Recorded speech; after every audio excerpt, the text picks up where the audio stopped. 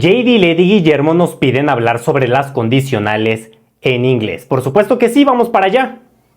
Zero conditional. Condicional cero. Se usa para hablar de hechos que generalmente son verdad.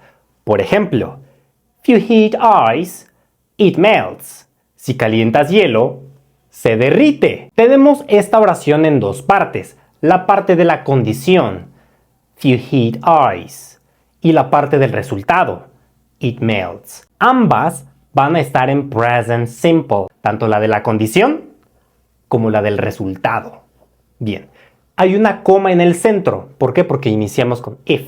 Si cambiamos el orden de estas partes, ya no vamos a usar una coma, aunque hay que hacer unos cambios. Ice melts if you heat it. El hielo se derrite si lo calientas. First conditional. La primera condicional se utiliza para hablar de predicciones, es decir, eventos futuros que muy probablemente sucedan siempre y cuando se cumpla la condición. Por ejemplo, if you study, you will pass the exam. Si estudias, pasarás el examen. Si una no sucede, la otra probablemente no. Bien, la parte de la condición va a ser present simple. Y la parte del resultado entonces va a ser con will. Y el verbo después de will va a ir en infinitivo. Esto es clave, ¿ok? También puedes utilizar won't, que es la forma negativa de will. Tendrías una oración como esta. If you don't study, you won't pass the exam. Si no estudias, no pasarás el examen. Y también cabe aclarar que podemos jugar con esta parte positiva y negativa. No necesariamente tienen que ser ambas de la misma. Por ejemplo, if you don't study, you will fail the exam. Si no estudias, reprobarás el examen. Aunque por supuesto esto va a depender mucho de tu creatividad. Y recuerda que puedes cambiar el orden de estas partes y ya no usas coma. You will pass the exam if you study. Pasarás el examen si estudias. Second conditional. La segunda condicional se utiliza para hablar de situaciones hipotéticas. Por ejemplo, if I won the lottery, I would buy a house. Si yo ganara la lotería, me compraría una casa. ¿Ya me la gané? No, es una situación que sí podría suceder, pero es imaginaria, es hipotética, no existe. Pero sí puede suceder y entonces tendría una consecuencia en el presente. If I won the lottery, I would buy a house. La parte de la condición es pasado simple, por eso es won. Si yo me ganara.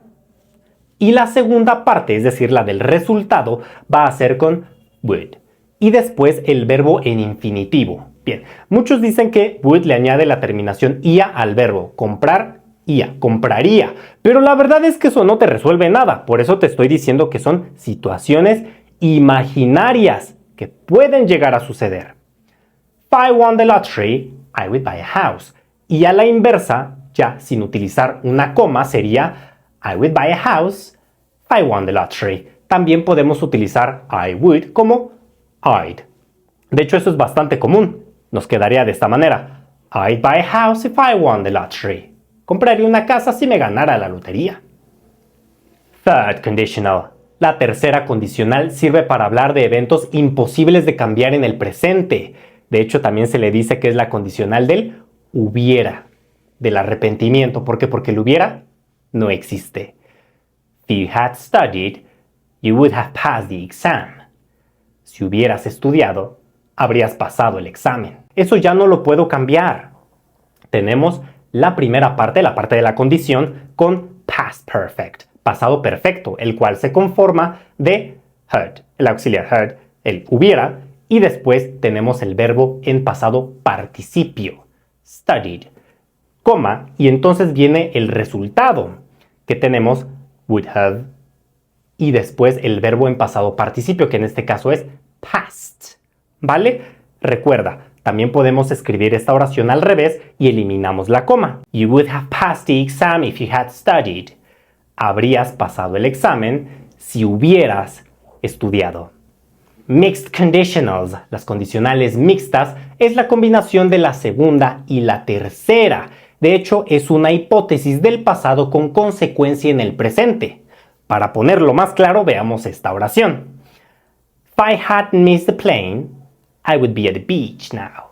Si no me hubiera perdido el avión, estaría en la playa ahora. Utilizamos el past perfect, que viene precisamente de la tercera condicional con el would y el verbo en infinitivo de la condicional número 2. Por eso te digo que es una combinación, ¿vale? Y está en el presente, porque sí podría cambiar, de hecho. Tomo otro avión o encuentro otra ruta para llegar a la playa. If I hadn't missed the plane, I would be at the beach now. Y podemos cambiar precisamente estas partes y eliminamos la coma. I would be at the beach now if I hadn't missed the plane.